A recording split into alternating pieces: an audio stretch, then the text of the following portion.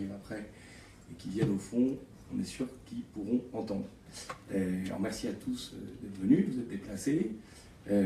L'idée donc de cette rencontre, de cette discussion de ce soir, c'est de parler donc de crowdfunding, ou financement participatif, mais précisément, on va dire, dans le cadre du design graphique et avec des gens qui vont exposer la manière dont ils ont pu utiliser cet outil pour financer leur projet. Moi, je m'appelle Charles Babinet, je suis responsable des projets sur la plateforme KissKissBankBank.com, qui est donc une plateforme de financement participatif. Bon, je pense que vous devez voir à peu près de quoi il s'agit, mais je vais quand même résumer rapidement, on va dire, l'idée du financement participatif, qui est finalement assez simple. L'idée est de créer une page web pour expliquer un projet qu'on a dans les cartons, un projet qu'on veut réaliser, de fixer un objectif financier qui correspond à la réalisation de ce projet, et ensuite d'essayer de collecter des fonds directement sur Internet auprès du grand public, sachant que les gens qui vont donner ne vont pas devenir actionnaires du projet, ils vont récupérer ce qu'on appelle une contrepartie, finalement, c'est-à-dire une rétribution matérielle ou symbolique en lien avec le projet. Donc dans les différents projets qu'on va voir par la suite, vous pourrez voir que les contreparties varient et qu'on peut trouver des contreparties pour quelqu'un qui va donner 1 euro, comme des contreparties pour quelqu'un qui va donner 1000 euros. Évidemment, en général, elles ne sont pas exactement les mêmes. Pour la petite histoire, KissKissBankBank a été créé en septembre 2009, donc ça fait bientôt 8 ans maintenant. Il y a eu plus de 25 000 projets qui sont venus collecter des fonds sur la plateforme. Alors pas du tout que des projets qui sont dans le cadre du design ou du graphisme, mais là l'idée ça va être de faire le focus justement sur cette typologie de projet dans le cadre du Graphic Design Festival. Alors avec moi du coup j'ai Elsa et Aurélien du projet Pornographisme qui vont pouvoir vous expliquer un petit peu plus ce qui se cache derrière ce mot, ce concept, et Camille, Marion et Louis des éditions Nonchalantes qui elles aussi vont pouvoir vous expliquer le projet et la campagne qu'elles ont pu mener, en l'occurrence sur KissKissBankBank. On va commencer du coup par le projet Pornographisme. L'idée c'est que ce soit vraiment eux en tant que porteurs de projet qui puissent vous livrer finalement tous les détails de leur campagne et de leur projet. N'hésitez pas à poser des questions, il y a un micro qui peut être distribué. Et de toute façon, on gardera un temps à la fin pour qu'on puisse réellement échanger et que s'il y a des choses qui n'ont pas été claires ou des questions qui subsistent à la fin, vous puissiez les poser. Voilà, je vais vous laisser la parole. Je ne sais pas si c'est Elsa ou Aurélien qui va la prendre, mais... Alors déjà, ce qui fait passer ça, c'est le livre dans la carte des élèves. Je ne sais pas comment je vous résume la chose, peut-être le début du projet. Nous, on s'est occupé de la maquette de ce livre, donc on est les designers graphiques. On n'est pas exactement à l'origine du projet, parce qu'à l'origine du projet, ce livre, c'est un recueil d'affiches de films porno des années 70-80. Donc notre client, Michael, qui est le propriétaire de ce fonds d'affiches, avait le projet d'en faire un bouquin. Et donc lui, c'est quelqu'un qui ne vient pas forcément du monde de l'édition, qui avait ce projet de livre, mais qui n'avait pas l'ambition de produire une dizaine de livres derrière. Donc on était sur un objet unique. Alors on a commencé à se renseigner sur qu'est-ce que ça coûte de travailler avec un éditeur, un diffuseur, dans quelle économie de projet on rentre. Et nous, on avait avec lui une ambition un peu particulière sur la reproduction de ces affiches, qui sont des espèces de formats assez immenses, qui étaient imprimées en sérigraphie, donc avec des couleurs qui étaient assez fortes. Et on avait, pour ça, on s'était mis d'accord avec Mickaël sur l'idée qu'on voulait faire un bouquin avec plusieurs pantones et des tons directs pour pouvoir reproduire les affiches au mieux. Et du coup, c'est un objet qui coûte assez cher à faire. Et on est passé par plusieurs étapes. On a d'abord contacté des éditeurs avec lesquels on a commencé à travailler et on s'est rendu compte rapidement que l'objet que là je vous fais passer, si on avait voulu le produire dans un réseau avec un distributeur et un éditeur, on aurait dû avoir un prix de revient du livre à l'unité qu'on devait multiplier par 7 pour avoir le prix de vente. Donc en gros, cet objet-là, aujourd'hui, on arrive à le vendre 22 €. Et si on était passé par un circuit normal, si on n'avait pas autoproduit, on aurait dû le vendre 70 €. Donc c'était hors cadre. Et du coup, on a commencé à réfléchir à l'auto-édition, au meilleur moyen de sortir un ouvrage en n'y connaissant rien, en tout cas à la diffusion communication et du coup les plateformes de crowdfunding c'est un peu la solution évidente pour le projet. Voilà, c'est une introduction. Après, j'imagine qu'on aura l'occasion d'en parler un peu plus en détail. Il y a plein d'aspects différents à mettre en avant sur le processus de publication du bouquin, parce qu'on a eu cette idée. Après, il a fallu développer la campagne. Peut-être qu'on rentre un peu dans le détail ensuite là-dessus. J'allais dire, tu peux peut-être me y aller maintenant. Alors ouais, du coup la campagne, donc quand on s'est rendu compte que c'était avec le KissKissBankBank qu'on pouvait éventuellement arriver à faire un truc avec un prix raisonnable et une fabrication comme on voulait, parce que du coup il y avait même certains éditeurs qui nous demandaient d'aller l'imprimer à l'autre bout du monde parce qu'ils avaient des deals et que ça leur coûtait un peu moins cher, sauf qu'on devait tirer une croix sur la fabrication, l'utilisation des pantones et ce genre de choses là, ou alors vraiment sur des coûts absurdes. Donc, et puis on voulait le faire en France, on voulait aller au BAT, on voulait suivre le truc jusqu'au bout parce que c'était des risques quand même qu'on s'infligeait un peu gratuitement. Donc du coup, quand ce truc ça a commencé à se mettre en place, je pense qu'il y a quelque chose qu'il faut qu'on précise aussi, parce que du coup, on a au final eu la somme de 22 530 €, mais je pense qu'il faut préciser aussi que le sujet parle de pornographie et que c'est un truc qui nous a quand même beaucoup incité à nous lancer là-dedans, parce qu'on avait à peine commencé à lancer le truc que des réseaux comme Marc Le Dorcel ou Brigitte Lahaye ou ce genre de personnes qui ont eu un lien avec la pornographie française à un moment étaient là, ont soutenu, et on a tout de suite eu un retour presse qui était assez impressionnant. Et Mick, du coup, avec qui on a travaillé là-dessus, a aussi fait appel à Yannick, qui est le community manager du projet. Donc c'est lui qui a fait le plan de com et qui s'est lancé là-dessus, et qui a fait un boulot monstrueux, parce que du coup il avait déjà un sacré réseau, il s'est bien écrit, il a organisé le truc de manière irréprochable. J'ai l'impression pour moi d'avoir vu pour la première fois ce qui était vraiment l'intérêt d'un community manager sur un projet dans lequel il y a de l'argent qui est investi, etc.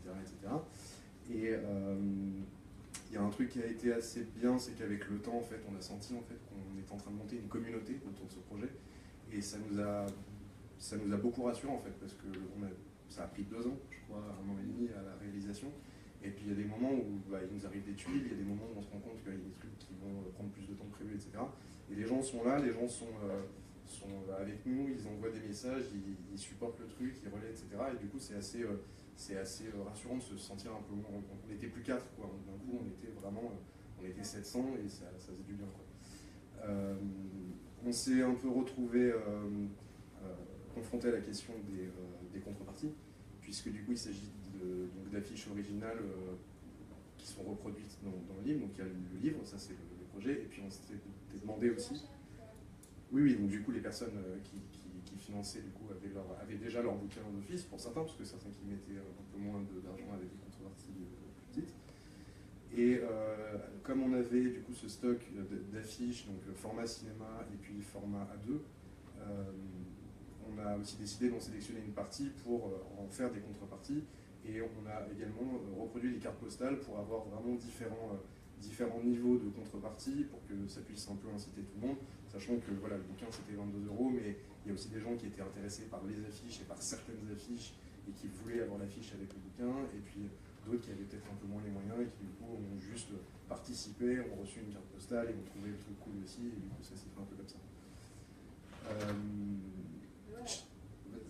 Non, juste pour préciser que je pense que alors nous on a été dans la réalisation de l'objet et un peu moins dans la réalisation de la campagne et de la gestion du coup des comptes, etc. Mais encore ce matin, on recevait des messages sur Facebook de gens qui n'avaient pas reçu leur bouquin parce que la poste l'avait perdu, etc. Et le livre est sorti en octobre. Du coup, ça veut dire qu'il y a eu 6 mois de mails par jour, mais c'était 30 mails par jour, quoi, 40 mails de « j'ai toujours pas reçu mon bouquin, c'est normal ». Oui, pas de souci, il n'est pas arrivé, on est en train de le faire produire, etc. Puis une fois que le truc est parti, et que d'un coup on se rend compte qu'il faut envoyer 700 bouquins, donc tout le monde tombe un peu dénu, on se dit ouais, on n'avait peut-être pas pensé à tout, les timbres, les trucs, et puis ça va vite, quoi. Des fois il y a vite des tuiles qui tombent comme ça, puis d'un coup on se dit ouais. Et puis après il y a encore tous les livres qui ont été perdus par la poste, ce genre de trucs là, où du coup on se rend un peu en voyant des fois les messages, où à 2h du mat on reçoit des trucs, on dit ouais, j'ai toujours pas reçu mon bouquin, c'est normal, et puis on voit notre pote qui répond en disant oui, c'est normal, peut-être, et qui du coup garde le cap en se disant bon, c'est pas grave, c'est le jeu, mais il y a aussi ce truc là où en fait, une fois qu'il y a l'argent, une fois qu'il y a le projet, une fois que le projet sort, il se passe encore plein de choses derrière, et au-delà du community management, de la retombée presse, etc., il y a aussi continuer d'entretenir un petit peu la communauté, parce que ça nous a aussi permis de faire des expos derrière, de faire des événements, etc., et pour la promotion du livre. Et tout ça, ça a continué aussi, donc ça a fait vivre le projet au-delà en fait du moment où on a eu l'argent. Il y a encore eu un an par la suite où les gens étaient encore là, où il y avait encore cette communauté qui est encore une fois toujours présente, puisqu'on reçoit encore des messages de gens ce matin ou sur Instagram qui posent des photos en disant ça y est, je l'ai reçu, et qui taguent tout le monde. Et du coup, voilà, c'est assez marrant. Je vais juste, non pas ajouter, mais plutôt compléter avec un regard, parce que c'est vrai que du coup, mon boulot étant d'accompagner les projets, je vois beaucoup de gens qui ont vécu ce que vous avez vécu. Et il y a, en tout cas, là, de ce que tu dis, deux choses qui me semblent assez importantes, qui ne sont pas forcément évidentes à comprendre quand on voit juste les projets comme ça qui défilent sur le site. Bon, la première, c'est, tu parlais du travail du community manager, et c'est vrai que le crowdfunding est une manière de faire de l'auto-édition par exemple, enfin, globalement d'autofinancer ses projets, mais ça implique du coup de prendre à sa charge une partie, et notamment la communication, des choses qui peuvent être faites habituellement par un éditeur. Donc c'est vrai que même quand on a un projet dans lequel on croit, même quand on a un projet qui est porteur, au sens où il y a des gens reconnus dans le milieu de la pornographie qui s'intéressaient déjà à votre projet, même j'allais dire limite avant la campagne, il y a quand même un boulot, puisqu'il faut se dire que l'idée, c'est quand même d'aller chercher une communauté, c'est-à-dire de réussir à diffuser cette page un maximum. Et donc il y a une stratégie qui représente du boulot pendant la campagne, mais qui en général représente du boulot avant. C'est-à-dire qu'il faut prévoir une campagne qui va être un plan de communication. C'est parce qu'il y a une bonne communication que les premières personnes vont commencer à donner. Et si les premières personnes commencent à donner, qu'il y a un peu de succès finalement dans le projet, et ben là, ça pourra déclencher un effet boule de neige, et donc une communication en plus que vous ne maîtrisez plus. Mais il y a un effort de base, on va dire, de communication sur le projet qui est fondamental, et ça donne envie à Aurélien d'ajouter des choses. Ouais, tout à fait, mais qui du coup devient un prétexte, c'est-à-dire que si on avait cédé à un éditeur qui nous avait dit ok, moi je m'occupe de tout, on fera tout, il sera peut-être un peu plus cher, et qu'on avait trouvé un deal un peu comme ça, je suis pas sûr qu'on aurait maîtrisé, comme on l'a fait, la communication de notre bouquin, où on ne voulait pas se retrouver sur n'importe quel site ou sur n'importe quel revendeur, on voulait le cibler, on voulait se positionner, on voulait être dans certaines librairies, etc. Et c'est un truc qu'on a pu se permettre, parce que du coup, voilà, tout ça devient un prétexte où d'un coup, on se met à réfléchir vraiment à tout, et à tout maîtriser, et c'est aussi l'avantage de ce truc-là, et encore une fois, les personnes qui étaient avec nous ont fait un boulot monstrueux, et puis on a été bien accompagnés tout le long aussi, même sur des conseils par l'équipe des KissKissBankBank, etc. Donc ça a été, on s'est encore une fois pas retrouvé tout seul, mais on s'est retrouvé aussi à avoir l'occasion de maîtriser encore un peu mieux le truc, et de vraiment l'amener comme on voulait, et du coup d'en être vraiment fier à la fin.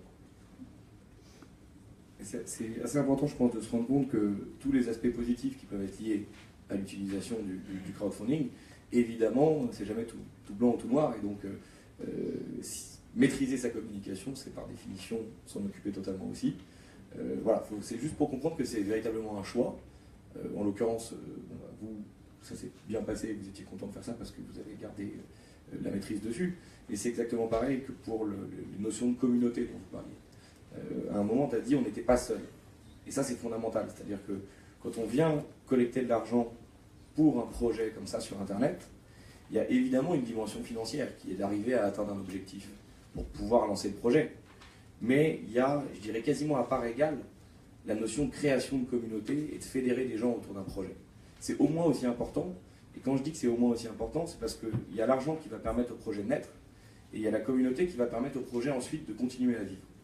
Et cette communauté, c'est du boulot pour aller la chercher, on parlait de community management, mais c'est évidemment du boulot de la gérer, entre guillemets. Donc, tu parlais des emails qu'on reçoit à 2h du matin, voilà, c'est un peu le corollaire de ce travail finalement communautaire qui est très très lié à la logique de financement participatif. Mais c'est très important, je pense, d'avoir tout ça en tête avant. Si on l'a en tête avant, on n'est pas surpris et on peut faire les choses bien. Si on pense que ça va être exactement comme travailler avec un éditeur, dans ce cas-là, j'allais dire, peut-être vaut-il mieux travailler avec un éditeur. Mais c'est vraiment une notion de choix qui est très importante et je pense que, en l'occurrence, là, tu as bien illustré. On va peut-être passer à votre témoignage et ensuite on pourra, j'allais dire, reparler un peu de tous les projets et puis peut-être vous laisser un peu poser des questions aussi. Je ne sais toujours pas où est le micro qui peut passer entre vous, mais il y en a un et puis sinon, je pense qu'on vous entendra. Je ne sais pas qui peut en avoir. Donc, bonjour à tous, on est très contents d'être là ce soir et on remercie les organisateurs de l'événement qui nous permettent d'être là. Donc nous, on est les éditions Nonchalantes. Donc on est une équipe de 5 graphistes. On s'est rencontrés il y a 3 ans pour des études d'édition. Et à l'époque, on a été taxés de promotion la plus nonchalante que nos professeurs aient connue. Du coup, on a décidé d'en jouer, d'apposer le logo des éditions sur tous nos projets de fin d'études. Donc au début, c'était une blague. D'ailleurs, c'est resté une blague pendant pas mal de temps. Et puis l'année dernière, on s'est dit pourquoi pas lancer un projet où on ferait participer des graphistes, des artistes. Puis c'est ce qu'on est nous-mêmes d'ailleurs, mais avec des univers très différents, à la fois de la BD, de la peinture, de l'illustration, de la photographie. Donc c'est vraiment plein d'univers graphiques et artistiques. On a décidé d'en faire une force et donc de créer ce projet des éditions Nonchalantes, donc qui est axé sur deux pôles. Un pôle plus autour du blog en fait, avec des réimprimables, des documents pour expliquer, pour présenter des artistes, comment ils travaillent et ce qu'ils font. Des artistes qui ne sont pas forcément connus, qui sont amateurs, mais qui peuvent être très intéressants, qui font des choses très belles. Il va aussi y avoir des articles ou des tutoriels, comme là on l'a fait pour la sérigraphie. Et puis il y a aussi le deuxième pôle, donc, qui reprend justement les contreparties qu'on avait proposées sur KissKissBankBank, avec dans l'idée de proposer des box d'objets graphiques, donc, qui seraient réalisés par nous et aussi par d'autres artistes ou graphistes qu'on inviterait à chaque fois dans les box. Donc à chaque fois ce seraient des personnes et des personnalités graphiques différentes, mais qui font toujours des choses très intéressantes, qui seraient sélectionnées selon le thème de la box. Donc au niveau des box et des contreparties, justement, il y avait beaucoup d'objets. Donc comme on peut le voir, il y avait des tote bags, des mugs. Je crois qu'il y a des box qui passent.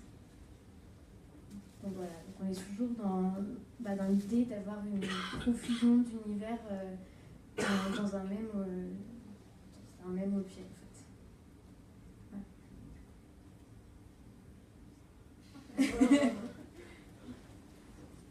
Je vais avoir quelques questions du coup, plus sur la campagne en elle-même en fait, la manière dont vous l'avez menée, une fois que vous avez trouvé la manière de raconter votre projet sur la page, de trouver des contreparties qui pourraient plaire aux gens. J'allais dire, voilà, comment vous avez on va dire, joué de cet outil qui est Internet pour communiquer sur votre projet, parce que justement, je crois que pour le coup, vous avez communiqué, vous avez fait ce rôle qui a été fait par un community manager chez vous. Voilà, comment vous l'avez ressenti, qu'est-ce qui a marché, qui n'a pas marché.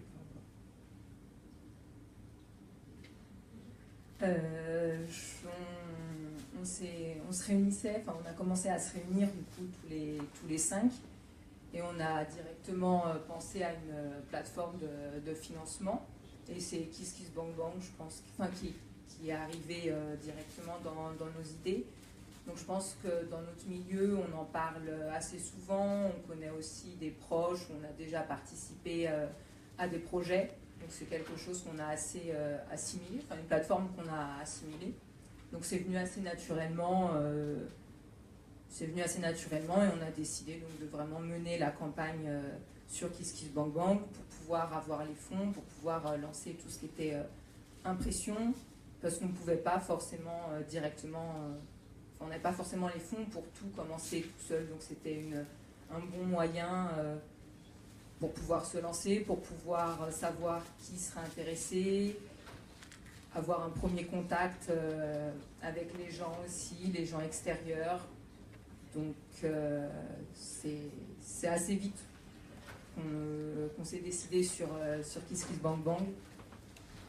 Non, puis il y a aussi, il y a des gens de notre entourage, mais aussi des gens qu'on ne connaissait pas qui justement ont eu vent du projet et qui du coup y ont participé. Donc c'est intéressant justement d'avoir cet échange pour des gens qui n'auraient pas forcément eu vent du projet dans d'autres circonstances.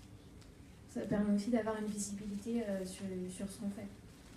Et est-ce que vous savez, j'allais dire, d'où proviennent ces gens que vous ne connaissez pas? Est-ce que c'est bouche à oreille? Est-ce que vous avez, c'est pas forcément facile de le savoir, hein, mais du moins comment vous avez essayé pendant la campagne de faire en sorte que ce projet finalement sorte des cercles proches? Est-ce que vous avez eu des activités fortes sur Internet? Est-ce que vous avez envoyé plein de mails?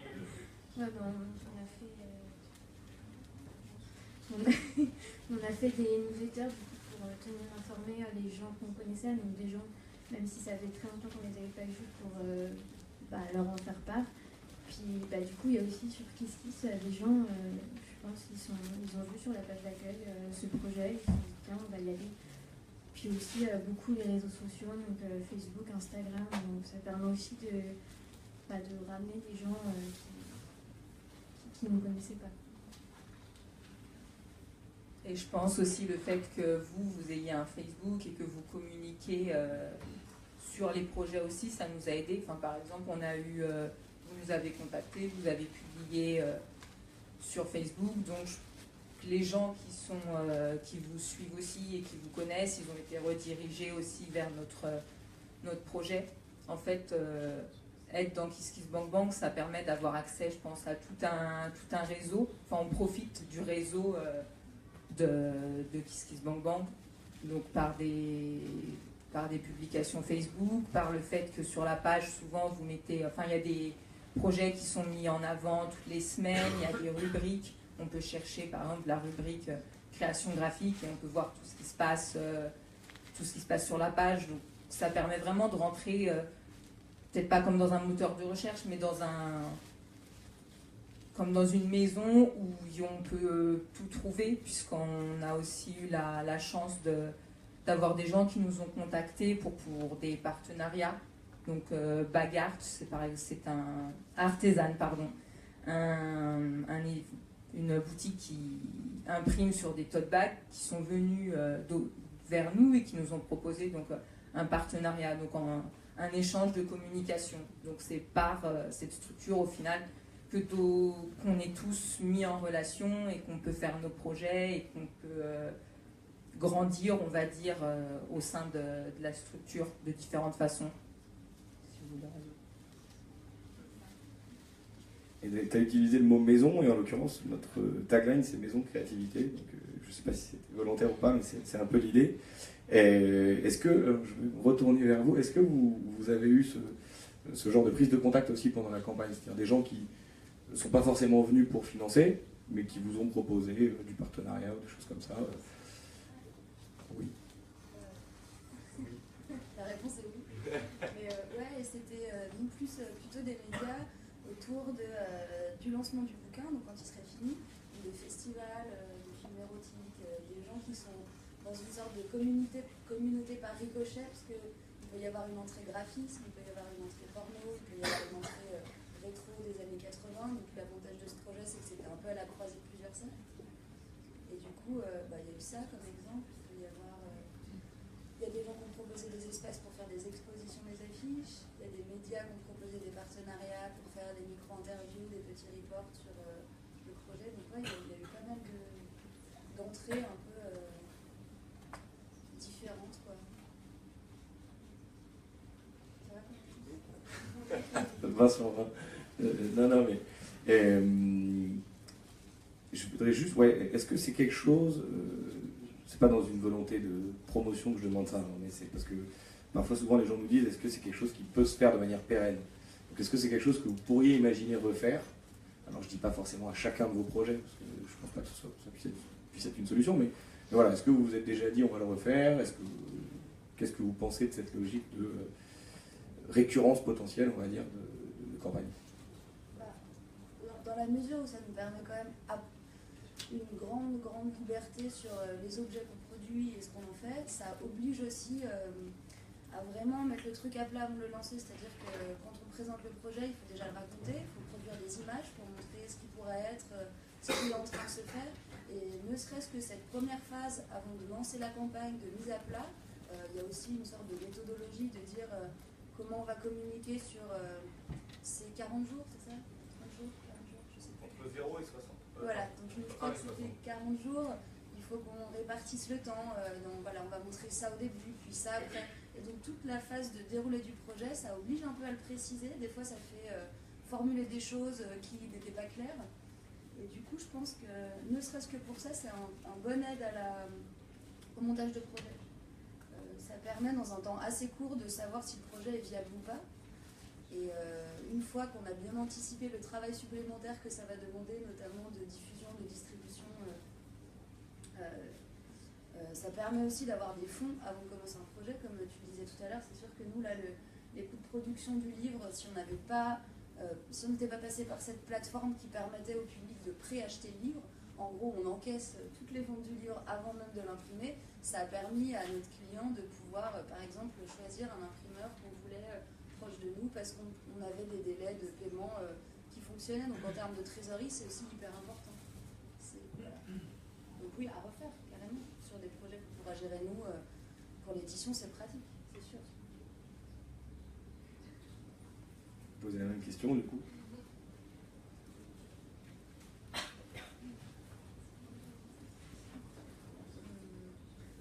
Peut-être. Il n'y a pas de réponse obligée. Sûrement que ce serait quelque chose à refaire, parce que tout s'est super bien passé. C'est vrai qu'il y a eu le côté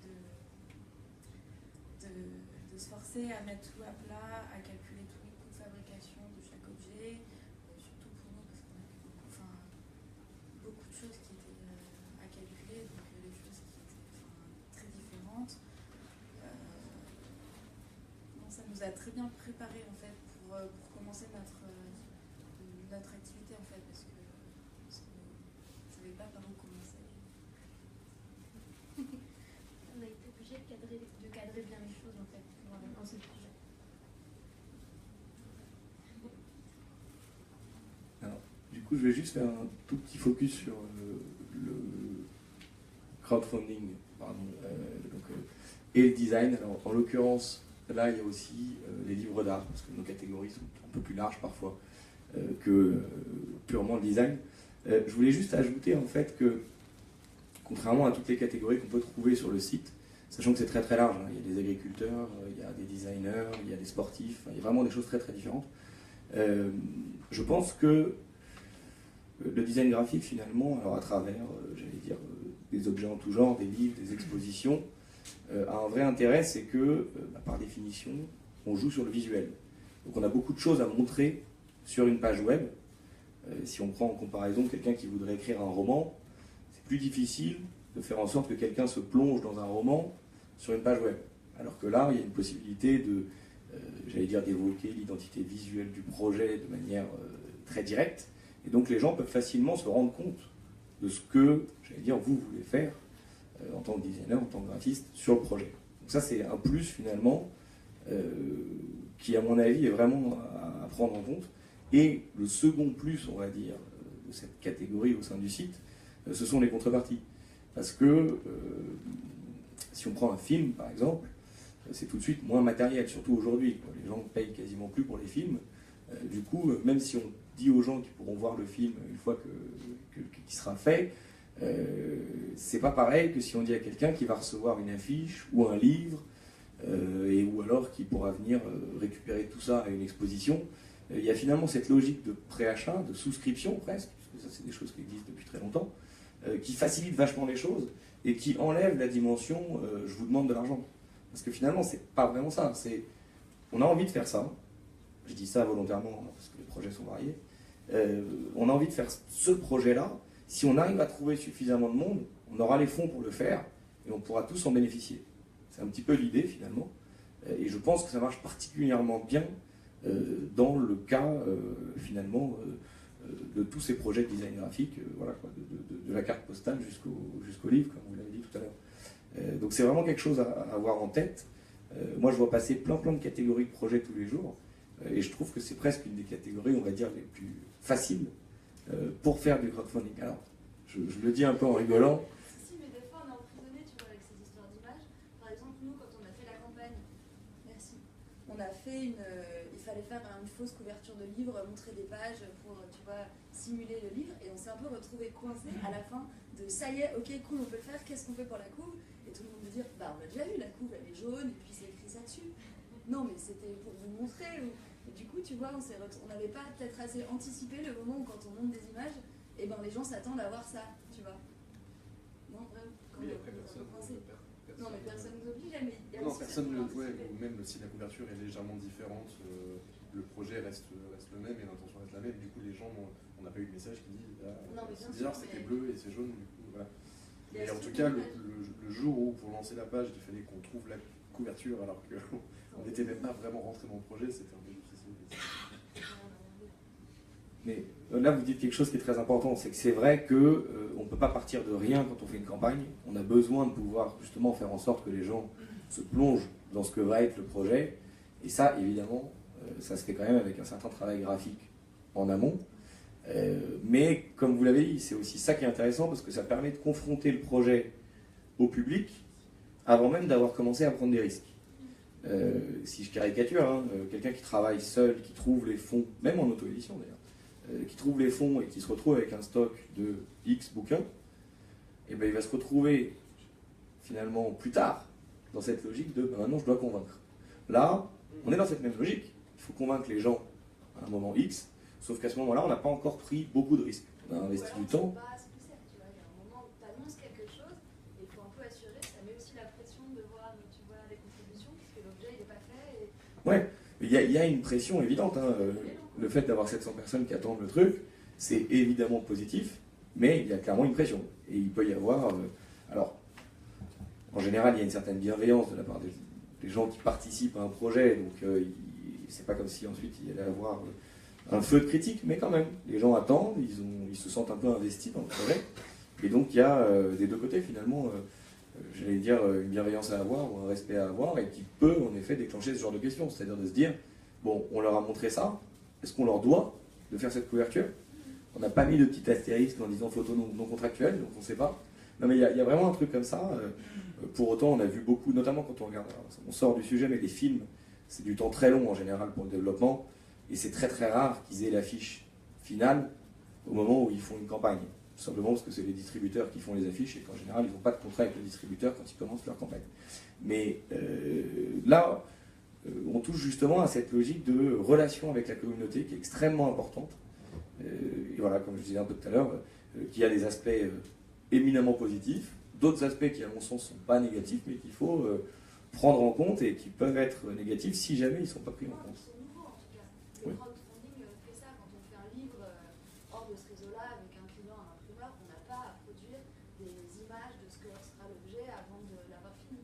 Et c'est quelque chose qui est nouveau. C'est pas non plus dans les écoles qu'on fait tous de design graphique quelque chose qu'on anticipe en général parce que en général on commence par chercher et puis à la fin on trouve.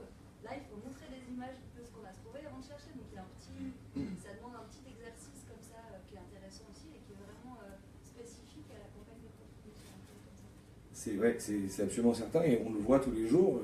On a parfois des gens qui sont des créatifs purs et durs, qui ont leur projet et qui veulent le développer, et c'est vrai que d'une manière ou d'une autre, on leur demande de se transformer un minimum en communicant avant. Pareil, c'est quelque chose qui est très important de savoir, parce que c'est une réalité. L'idée, c'est quand même de faire en sorte que les gens adhèrent au projet. Pour que les gens adhèrent au projet, il faut qu'ils en entendent parler. Pour qu'ils en entendent parler, il faut qu'il y ait une communication. Voilà, en tout cas, je trouve que c'est intéressant justement de parler de cet aspect-là ce soir, parce que il faut avoir ces choses-là en tête quand on se lance là-dedans. Je dirais même il faut avoir l'envie de le faire, parce que c'est compliqué de faire une communication à reculons, quoi, où en général ça ne marche pas très bien. Mais je pense qu'on peut être créatif aussi dans la communication, et que parfois ne pas avoir recours à une agence ou des gens qui sont spécialisés là-dedans, ça peut permettre d'avoir une communication qui est peut-être plus cohérente avec le projet, qui est peut-être finalement plus créative et qui sort un peu du lot. C'est un peu comme le langage journalistique. Ils parlent tous pareil, on ne sait pas pourquoi. Et parfois on en voit un qui ne parle pas pareil, on trouve ça super. Voilà, moi j'ai vu des gens qui n'étaient pas des communicants et qui se sont forcés à l'être pour leur campagne, et ça donne parfois des résultats super. Il faut juste passer le cap, quoi. Et puis surtout, j'allais dire, le comprendre. On a pas mal parlé, je ne sais pas si ça a éveillé quelques questions chez vous. En tout cas, n'hésitez pas à les poser s'il y en a. Je n'ai pas l'impression. Ah si. Bonjour. Moi j'aurais voulu savoir comment vous aviez. Oui, je voulais savoir comment vous aviez anticipé ce que ça allait coûter en fait. En fonction du nombre de personnes qui allaient avoir envie du livre ou de la box ou tout ça. Voilà, en gros une petite chronologie de comment vous avez fait pour anticiper les coûts.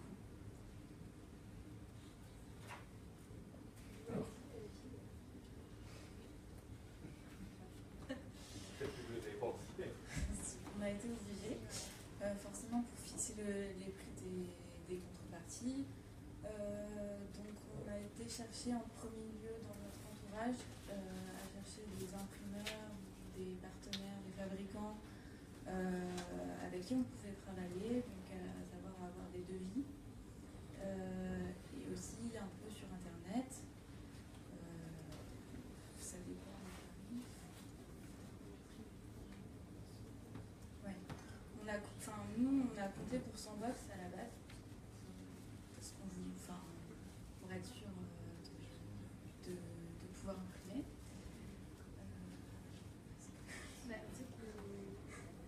Qu'on a fixé, c'était le prix que coûtait au total l'impression de toutes les box, avec tout ce que ça, avec tout ce qu'il y a autour. Il y a les objets, il y a aussi les enveloppes auxquelles on ne pense pas, il va y avoir les timbres à prévoir, voilà, il y avait quand même pas mal de choses.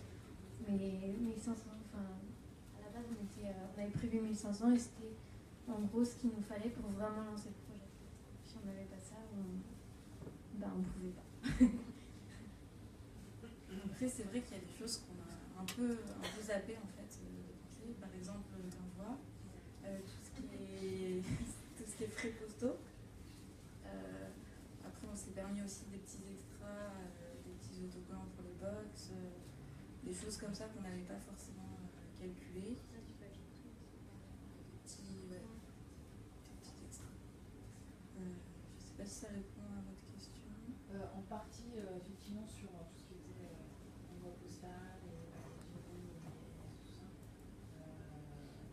Et en fait, ma question c'était aussi sur comment est-ce qu'on détermine le nombre de personnes qui vont être intéressées. Et du coup, parce que quand on demande un devis à un imprimeur, c'est pas la même chose si on prévoit pour 1000 ou pour 100 personnes en fait. Et voilà, c'est comment est-ce que vous estimez ça vous ou pour vous sur le projet. Nous, c'est vrai qu'on n'a pas vu les choses en grand. Du coup, on s'est fixé juste à 100. Peut-être vous passez là. Nous, il y a eu un peu deux temps. Le premier temps, c'était combien on en fait de livres. Donc là, c'était une discussion avec le commanditaire du bouquin et puis nous, est-ce qu'on est super ambitieux, est-ce que pas trop, est-ce que si on n'en fait pas assez, voilà. Après, une fois qu'on s'était à peu près arrêté sur un chiffre, on a fait les maths simples. Donc si nous, on veut faire avec ce papier-là, cet imprimeur-là, on lui demande des devis, le livre nous coûte tant, les journalistes qui écrivent dedans nous coûtent tant, la distribution nous coûte combien, et après on coupe, on fait des maths de manière assez simple. Et en fait, une fois qu'on est arrivé à cette super business model idéal, on a aussi confronté ça aux autres projets de bouquins qu'il y avait sur la plateforme pour voir si on était complètement à la rue ou un peu dans les clous. Et on en a parlé avec notre imprimeur, on en a parlé avec des éditeurs, même si on ne passait pas par eux, qui regardaient notre sorte de business plan de débutant et qu'on dit mais pas du tout, ça marche pas, ça. Et par contre, ça c'est la phase où on peut avoir une sorte d'intuition d'idéal, mais c'est là où il est important de pouvoir confronter le projet à d'autres qui sont un peu sur le même modèle, même si c'est pas les mêmes sujets, et puis de bosser aussi avec, de présenter le modèle économique du truc à des gens dont c'est le métier, par exemple, de faire la distribution de livres par la poste, qu'est-ce que ça coûte si ça part à l'international, parce que du coup tu peux vraiment mettre 25% du budget juste dans une fois que c'est fini, yay, et que tu dois les envoyer et tu te coupes parce que tu n'avais pas anticipé ce truc. Mais ça, justement, c'est pas mal d'avoir la plateforme, parce que du coup, tu peux discuter avec des gens qui ont un regard nouveau sur le projet, et puis qui ont l'habitude tu vois, du volume. Si t'en fais 3000, ça n'a rien à voir, et si t'en fais 300, donc tu l'imprimes sur tel papier. Et du coup, ça nous a permis de faire la bascule entre est-ce qu'on fait genre 300 bouquins qu'on vend 80 € en édition Luxluc, ou est-ce qu'on en fait plutôt 2000 en reliure souple et comme ça on peut les distribuer massivement. C'est le choix qu'on a fait nous à ce moment-là. Il y avait deux options, quoi. Et là-dessus, j'ajouterais même qu'en fait, il est possible de présenter deux voilures du projet, en fait. De dire, voilà, si j'atteins X milliers d'euros, si on prend un projet d'édition, le livre, j'allais dire, sera fait de telle manière. Mais en revanche, si on dépasse et qu'on fait x2, ben vous aurez tous un livre qui potentiellement va être avec un grammage, enfin, bon, des techniques, des détails un peu différents. Donc ça, c'est possible de le dire. Et idéalement, enfin nous on conseille en tout cas, j'allais dire de demander, alors quand je dis minimum vital, ça veut, ouais, enfin en tout cas ça veut pas être, enfin, le minimum vital Le maximum luxe. voilà, c'est ça. Il y a des gens qui vont considérer que le livre en question ne doit pas sortir avec tel papier parce que ce serait finalement, je vais dire, incohérent avec le projet. Donc le minimum vital, ça ne va pas être le tarif le moins cher, ça va être le tarif le moins cher selon ce que vous voulez. Mais en tout cas, on conseille clairement, en général, quand dans un budget, il y a toujours, on va dire, une version à petite voilure, puis une version plus grosse voilure. Mieux vaut fixer le plancher sur le petit budget, quitte à essayer de le dépasser, parce qu'il est possible de dépasser l'objectif qui est fixé, et je dirais même, dans une logique où il y a une prévente d'un livre, d'une affiche, d'une place à une expo, c'est plutôt plus facile de dépasser l'objectif, parce que les gens ne se disent pas « il a plus besoin » ou « ils ont plus besoin de nous », ils se disent juste bah, « moi ce projet m'intéresse, j'ai envie de préacheter le livre ou l'affiche ». Donc, je ne vais pas dire qu'il n'y a pas d'incertitude, parce que quand on a 10 contreparties, on n'est jamais sûr de quelle contrepartie va être le plus pris, on va dire. Ce qui est sûr, c'est qu'il faut faire en sorte que, unitairement, il y ait toujours une marge, finalement. Donc, évidemment, il ne faut pas, j'allais dire, se lancer dans la production de 3 livres différents et se retrouver avec une commande pour un. Mais ça, il faut le prévoir en amont et essayer de faire en sorte de ne pas pouvoir se retrouver dans cette situation-là. En revanche, si on a un lot de cartes postales, un livre, un sac, et ben on demande le budget qui de toute façon permet de faire au minimum 500 cartes, 100 tote bags et 400 livres. Et donc, même si on se retrouve avec 499 cartes postales en stock, on est sûr de pouvoir donner la carte postale à celui qui l'aura prise. Il y a une réflexion en effet, c'est aussi notre boulot, nous, en tant que plateforme, si on se rend compte, même si on n'a pas une vision sur toutes les arcanes du projet, pour le coup on en voit passer souvent, donc on va poser des questions sur ce genre de choses, et notamment sur les envois notamment.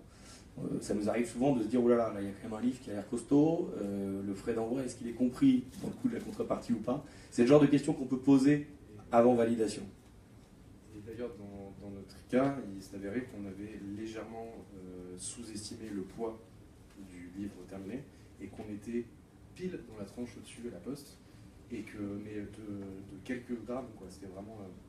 Et juste, on est passé sur la tranche du dessus, et du coup, il y a eu des pertes qui ont été faites sur les envois postaux, parce que cette marge de grammage-là, on ne l'avait pas tellement anticipé. Et je voulais revenir sur un truc aussi, c'était que nous, à la base, on avait quand même vu la quantité, nous, dans notre cas, d'affiches originales, qu'on avait, affiches de cinéma, format cinéma, etc. On voulait dès le début que le livre soit accompagné d'une affiche. Et sauf qu'on s'est rendu compte que ça allait être compliqué à mettre en place et qu'on avait ces histoires de contrepartie, que ça pouvait nous permettre aussi de répondre à des paliers de contrepartie si on dit qu'il y en a une avec une affiche, une grande, une petite, etc. D'où l'idée aussi des cartes postales pour avoir une sorte de prix un peu d'entrée un peu plus bas. Et au final, ce qu'on a proposé, c'était que si on dépassait le budget de je ne sais plus combien, on mettait cette affiche originale dans le livre, mais on annonçait qu'en gros, financièrement, on ne voulait pas se le permettre, mais que si tout le monde voulait ça, il suffisait que tout le monde se positionne là-dessus, et à ce compte-là, c'était faisable, mais financièrement, comme l'objectif c'était quand même de faire environ 3000 exemplaires à un coût d'environ 22 €, essayer d'avoir ce rapport-là, c'est-à-dire plutôt une bonne quantité d'objets à un prix vraiment accessible, parce qu'on sentait qu'il y avait un truc qui pouvait être intéressant, et à la base, le truc devait même sortir avant la fête des pères, donc on s'était dit, voilà, là, parfait, ça tombe super bien. Forcément, ça n'a pas été le cas, mais du coup, voilà.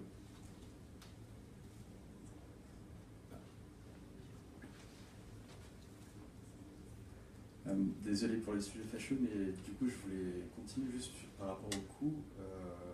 J'avais entendu donc, que par exemple, en passant par KissKissBankBank, on effectuait un acte de vente et que donc, je sais qu'il y a forcément des coûts aussi à calculer à la fin d'année sur la campagne. Je voulais savoir, par exemple, vous, quand ça vous est arrivé, à quoi ça pouvait correspondre à peu près. Et aussi, autre question, par rapport à KissKissBankBank, justement, quelles sont les réparties vis-à-vis de KissKissBankBank? Nous, de notre côté, c'est assez simple en fait. Donc en gros, si le projet n'atteint pas l'objectif, parce que je ne suis même pas sûr qu'on a vraiment redit, les gens qui ont donné sont remboursés. Donc il y a une logique de tout ou rien, il faut absolument atteindre l'objectif qu'on s'est fixé. Au cas où ça ne marche pas, bon, ça ne coûte rien, hormis le temps qui peut être investi dans la campagne. Et si ça marche, nous on prend une commission de 8%. Et uniquement si ça marche, qui évidemment en général est budgété finalement par les différents porteurs de projets. Et au-delà de ça, je vais dire la théorie, après on verra comment ça s'est passé pour vous, mais théoriquement, s'il y a une vente, il faut prendre en compte la TVA. C'est ça l'idée. Parce qu'il y a une vente en fait, tout simplement. Donc en France, quand on vend, on prend en compte la TVA. Donc dans le cas du livre, c'est 5,5. Après, l'argent qu'on reçoit aussi, ça dépend du statut qu'on a en fait. Si on est particulier, si on est association, si on est entreprise, on ne va pas déclarer aux impôts de la même manière l'argent qu'on a reçu. En revanche, si on est une entreprise ou une association et qu'on fait une vente, et ben là pour le coup on devra déclarer la TVA. C'est ça en tout cas le cadre juridique classique finalement. Voilà, donc il faut prendre en compte en amont évidemment aussi, au même titre que le nombre et que le coût finalement des contreparties. C'est vrai que c'est des questions qui arrivent assez vite quand on commence à monter le projet et recevoir de l'argent. C'est qu'est-ce qu'on est, quel statut on prend. Après, pareil, sur le site de KissKissBankBank, c'est assez bien expliqué au cas par cas. Donc c'est aussi un moyen de se renseigner et savoir, au lieu c'est clair, net, ça vient d'une source fiable. Parce que c'est vrai que quand on commence à faire des recherches sur tout ce qui est fiscalité, il y en a de partout avec des choses différentes. Donc vraiment, je pense que si vous avez envie de monter un projet, c'est vrai qu'il y a un petit onglet sur KissKissBankBank, tout ce qui est questions, et il y a vraiment une bonne base de données pour commencer à se poser les questions, à réfléchir, trouver des réponses. Et c'est vrai que peut-être que quand on commence un projet comme ça, en tout cas, je sais pas, on pense beaucoup au côté au graphisme, à ce qu'on va faire, aux créations, à la mise en boîte, comment on va envoyer. Et c'est vrai qu'il y a aussi un gros travail, je pense, sur tout ce qui est à côté.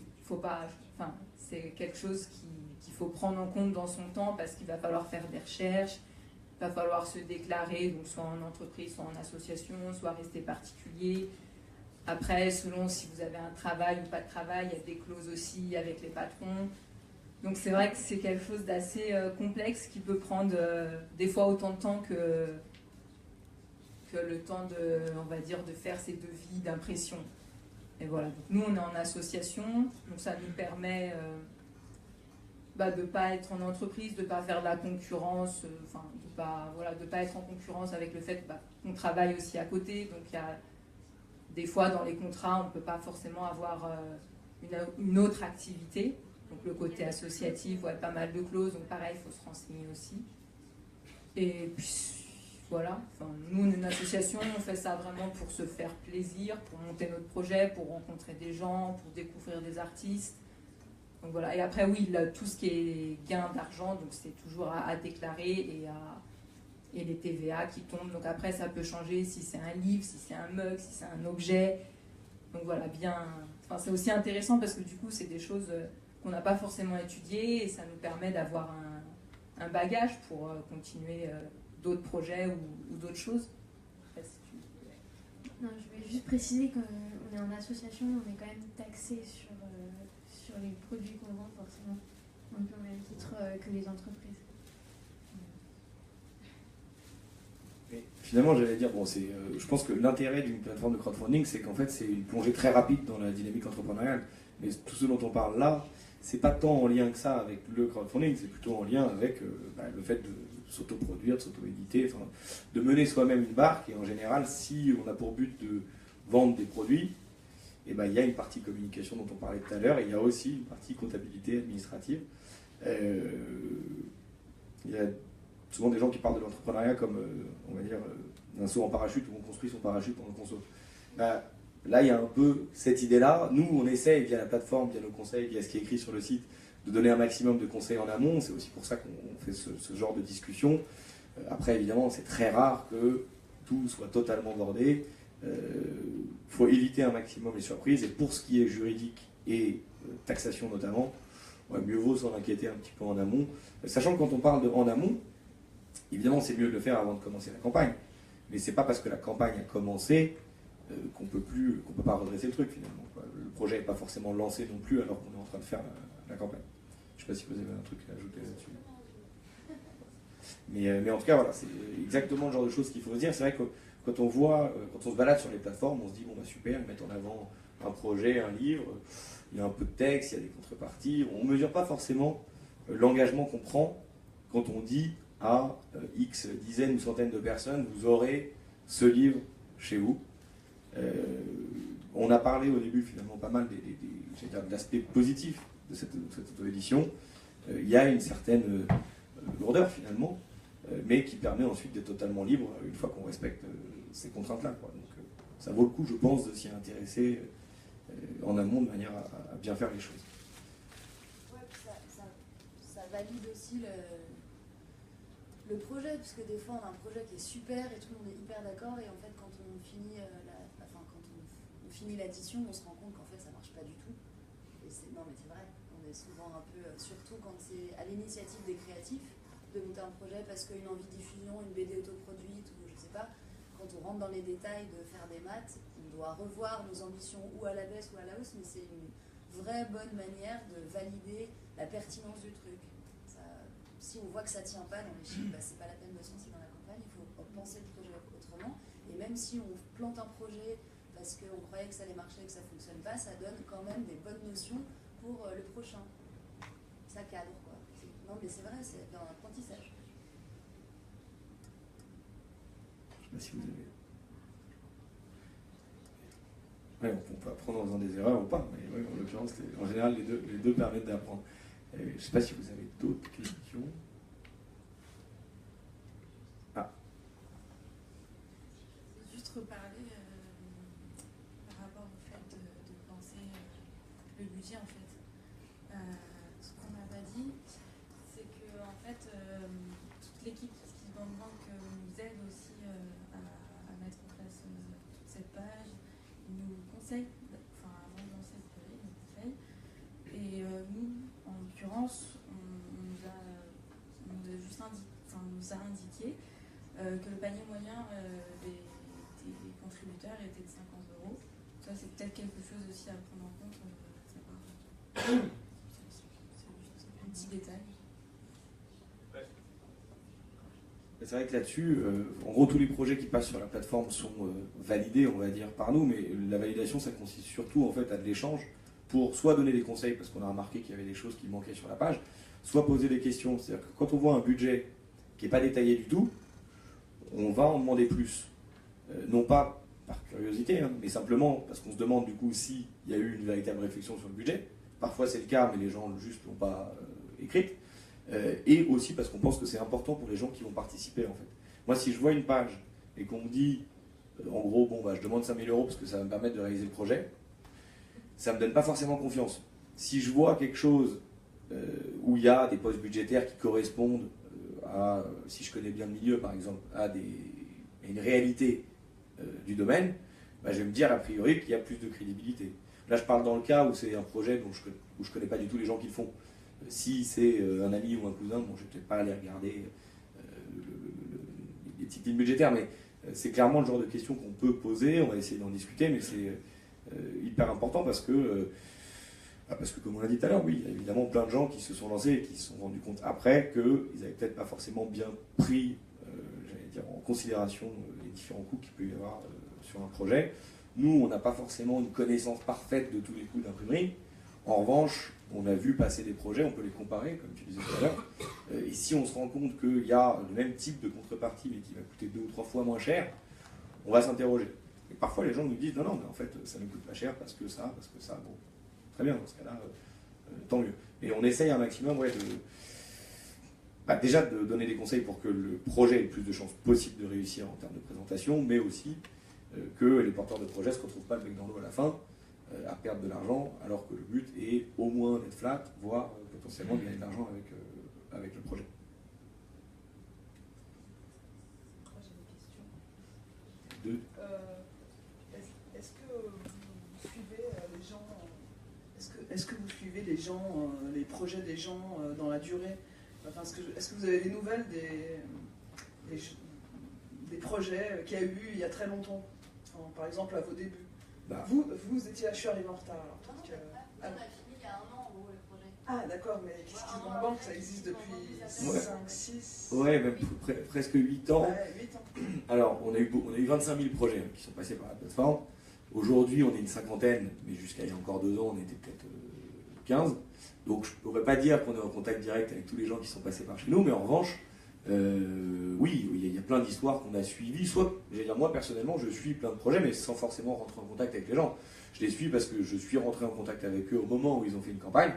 Et de fait, je les suis sur Facebook, où j'ai participé au projet, donc j'ai des nouvelles.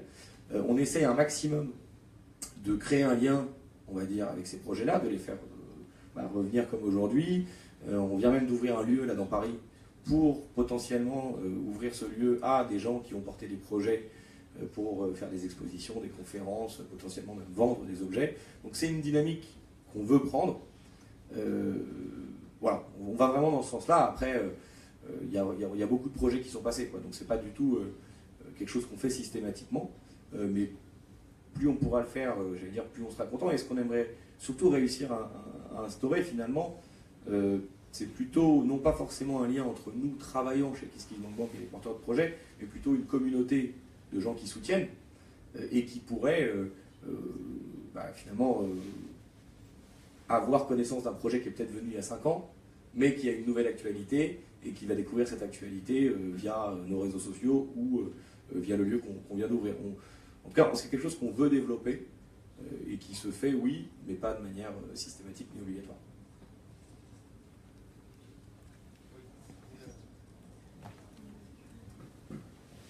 Je connais pas vraiment la pratique du crowdfunding, du coup, je sais que l'objectif c'est vraiment de réaliser des projets dans lesquels on croit et réaliser nos idées, etc. Mais on a parlé de la possibilité de gagner de l'argent. Je pense plutôt pas gagner de l'argent, mais de se faire rémunérer par tout ce travail dont on a parlé, qui prend beaucoup de temps, etc. Est-ce qu'on prévoit dans le budget une rémunération pour les porteurs de projets ou ça se fait pas du tout? Ouais. Si. Par exemple,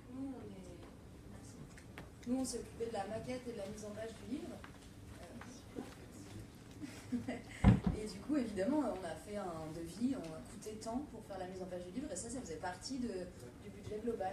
Les journalistes qui ont travaillé pour le bouquin ont été rémunérés, et à un moment, on s'est dit que ça prendrait beaucoup de temps de s'occuper de nourrir la communauté des gens avec des nouvelles toutes les semaines de l'avancée du projet, d'extraits de pages, et du coup, on a décidé qu'on allait faire rentrer dans le budget Yannick qui s'est occupé de faire vivre toute la campagne KissKissBankBank. Donc ça, c'est des coûts. Souvent, comme c'est des projets à initiative personnelle, notre temps de travail, on ne compte pas parce que l'important, c'est le projet. Et voilà, souvent, les initiateurs peut-être oublient de compter ça comme du travail. Mais nous, ça n'a pas du tout été notre cas. On a été payé pour faire la maquette du livre, même si on a passé du temps à produire des choses, tu vois. Ça faisait vraiment partie de l'économie du projet dès le départ. Ouais, je peux ajouter que ça dépend. Je ne sais pas, pour vous, du coup, est-ce que vous vous rémunérez avec votre association? Je ne pense pas que ce soit le...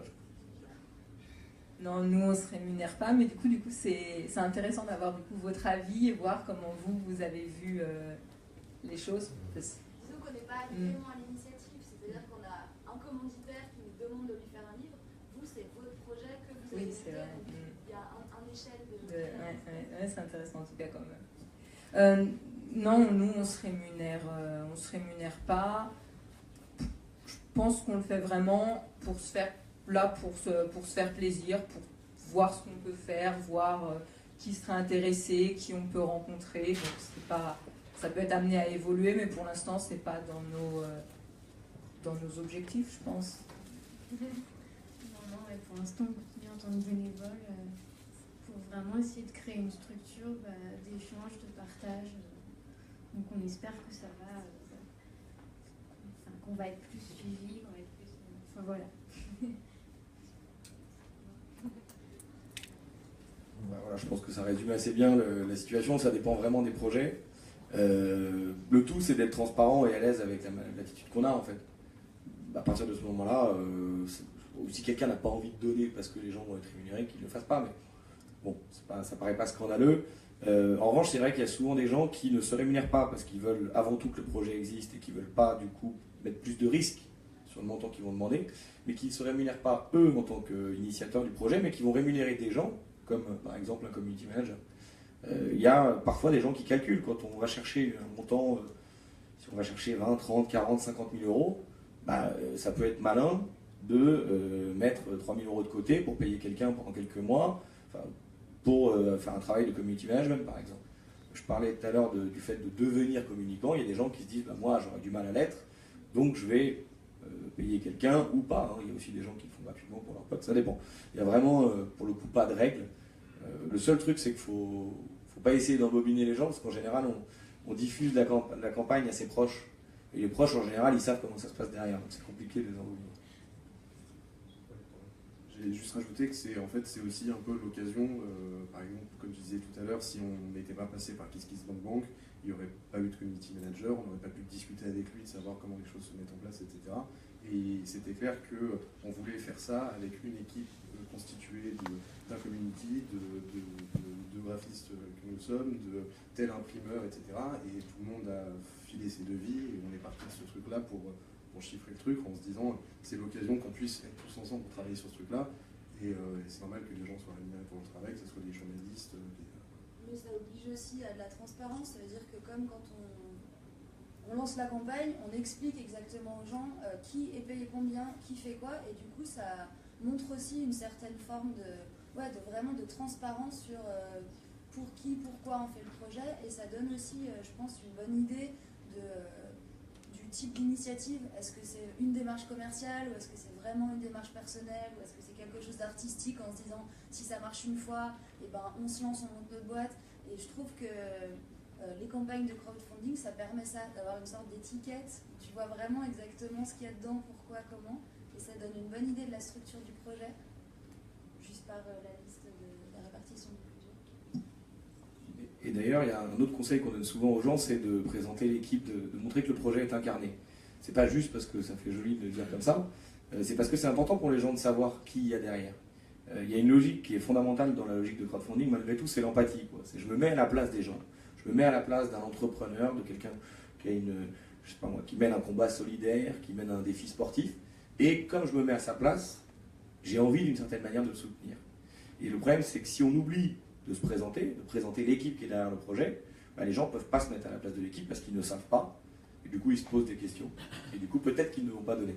Donc c'est important qu'on puisse vraiment cerner ce que veulent faire les gens, mais surtout qui ils sont, comment le projet structure. Il y a quand même une logique d'argent. C'est-à-dire que les gens vont sortir la carte bleue pour payer. Donc en général, dans cette logique-là, on aime bien avoir une réponse à ces questions. Et donc, il faut essayer quand même d'être le plus précis possible, à la fois sur l'aspect budgétaire dont on parlait tout à l'heure, mais aussi sur qui fera quoi dans l'équipe.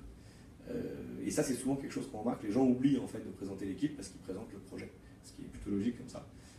Mais qui peut manquer, on va dire, sur les pages de crowdfunding en général. J'ai une autre question. Vous rencontrez tous les gens qui ont des projets parce que tout à l'heure vous disiez que vous avez communiqué avec l'équipe de KissKissBankBank pour monter le projet. Mais du coup, j'imagine que tout le monde ne peut pas se déplacer parce que... Internet, ça marche bien aussi. Ouais, c'est ça. Tout par internet, oui, vous faites des réunions. On fait des mails, des coups de fil, parfois des rendez-vous. En fait, les rendez-vous, bon, déjà, ça dépend de où sont les gens, parce que nous, on est pour le coup à Paris, c'est pas forcément pratique. Après, on peut faire des Skype si jamais les gens veulent avoir quelque chose de visu. En fait, ça dépend vraiment, parce que en fonction de ce qu'on demande, on va avoir besoin d'un coaching plus ou moins grand. C'est-à-dire que si on cherche, par exemple, à collecter 40 000 euros, finalement, ça fait quand même du monde. Ça fait 800 personnes à trouver sur Internet. Il y a quand même intérêt à bien réfléchir à une stratégie de communication, prendre le temps de le faire. Et nous, de manière purement pragmatique, nous, on est dans tout intérêt à ce que les projets réussissent, puisqu'on est dans le même bateau. Notre boîte fonctionne si les projets réussissent. Donc quand on voit des projets qui sont ambitieux, on va sûrement prendre plus de temps pour être sûr que les gens qui lancent le projet ont compris la dimension finalement du travail qu'ils vont devoir fournir. Donc ça peut nous pousser à dire ça serait pas mal quand même qu'on se rencontre ou au moins qu'on se parle au téléphone pour vraiment qu'on fasse le tour du projet. Si les gens demandent moins, c'est moins dur par définition parce que le travail de com est moins important, donc on va plutôt faire du mail ou du téléphone, mais parfois on a des projets qui demandent très peu mais qui sont dans des univers qu'on n'a pas l'habitude, on va dire, de voir sur des plateformes de crowdfunding.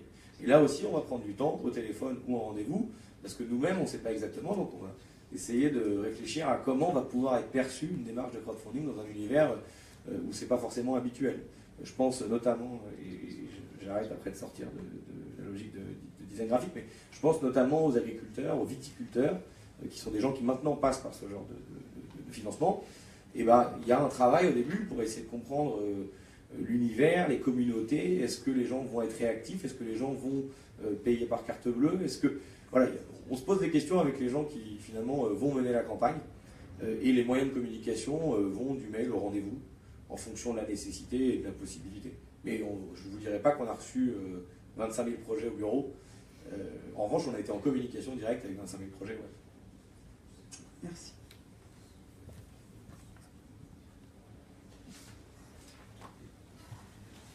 On peut prendre une dernière question dans le timing, après ça va fermer, il faut faire juste attention. Je voulais juste savoir par rapport au délai, quelles sont les obligations justement après avoir fait la campagne sur les livraisons des rétributions. Les obligations, en fait, c'est vous qui vous les fixez. Donc l'obligation que vous avez, c'est de respecter ce que vous avez dit. Donc en fait, c'est ça. Et après, encore une fois, voilà. Il faut se dire que les gens qui donnent, ce sont des gens qui sont bienveillants. On ne donne pas sur un projet de crowdfunding comme on met de l'argent dans un livret A ou comme on va faire une commande sur Amazon. Si on fait une commande sur Amazon et qu'une semaine plus tard on n'a pas son bouquin, on est énervé et je pense qu'on a des raisons d'être énervé. Dans une logique où on vient soutenir un projet, si jamais le porteur de projet donne des nouvelles et explique qu'il va être en retard, en général ça ne crée pas trop de problèmes. Bon, s'il le fait 15 fois de suite et qu'on commence à avoir des doutes sur le fait que le projet arrive, c'est autre chose. Voilà, l'engagement, il est fixé au début. Si jamais il n'est pas respecté, moi, mon conseil, si tu portes un projet un jour, c'est juste de garder le lien avec la communauté, de dire que tu vas être en retard, d'expliquer pourquoi tu vas être en retard. Et j'allais dire, il peut y avoir un côté intéressant. Les gens qui participent... moi, par exemple... Engueuler quand c'est en retard, mais tous les matins, il y a des petits mails de « Coucou, c'est quand là? C'est bientôt ?» Et ça relance, et du coup, on envoie des photos de nous chez l'imprimeur. Voilà. C'est pas fini, mais regarde. Ça crée une sorte d'échange aussi sur ce qui est en train de se passer quand la campagne est finie. Mais c'est même intéressant, parce que moi, par exemple, j'y connais rien, un petit peu du coup de mon boulot, mais je ne suis jamais rentré dans une imprimerie. Donc peut-être que ça va me faire marrer de voir les dessous de la création d'un livre. Alors certes, c'est pour me dire qu'il sera en retard, mais au moins je découvre. Ouais, mais c'est une réalité. C'est une réalité. Donc voilà, les obligations, on se les fixe soi-même. L'important, c'est de respecter ce qu'on a fixé, de rester en contact avec la communauté et de ne pas considérer qu'une fois qu'on a l'argent, on peut se barrer, quoi. Parce que sinon, faire ça, c'est finalement réduire l'intérêt du crowdfunding à zéro, quoi. Parce que le crowdfunding, c'est, comme je le disais au début, pas du tout que l'argent, c'est la création d'une communauté. Donc si c'est pour collecter l'argent et se mettre la communauté à dos, ça peut même être pire que tout. Si jamais la communauté décide de créer un bad buzz, de communiquer négativement, voilà, c'est pas de règles, pas de, jusqu'à présent en tout cas, pas de poursuite en justice pour des gens qui n'auraient pas livré les contreparties en temps et en heure. Mais voilà, c'est toujours cette même logique de communauté. Il faut essayer de, entre guillemets, la respecter un maximum.